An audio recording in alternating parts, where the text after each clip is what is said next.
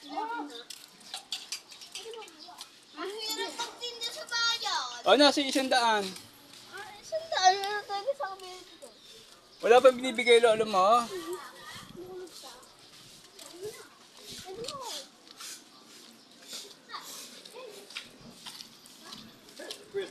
Ayan, o, kunin niyo, o, sayang. Wala na. Hindi na makakahakot ngayon yun.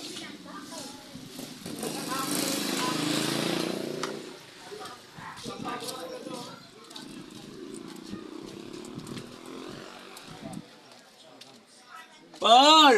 Tawag ka ng lolo mo, yung itlog ipaliwanag mo doon, ha? Kinain nyo na.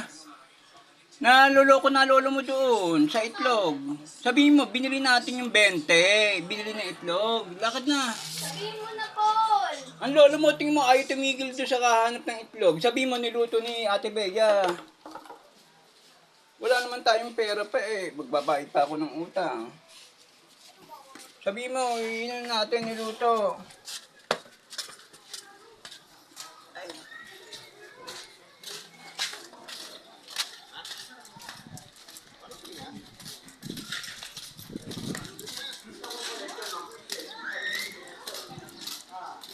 Eh, may motor, baka mabangga ka. Tabi, Paul.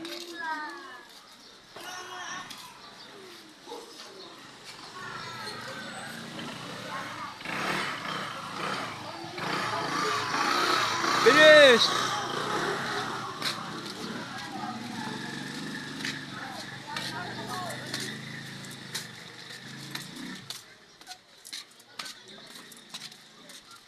Bakit na?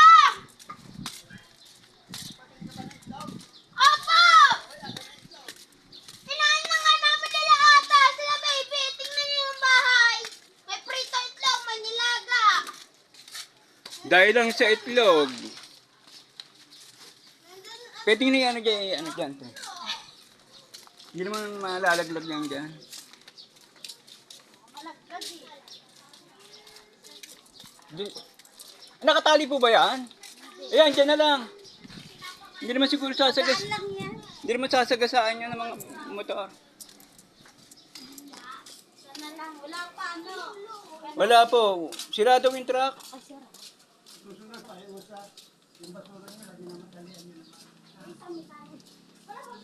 tali. Mamuhuli kayo ng tali pag minarigay na kayo.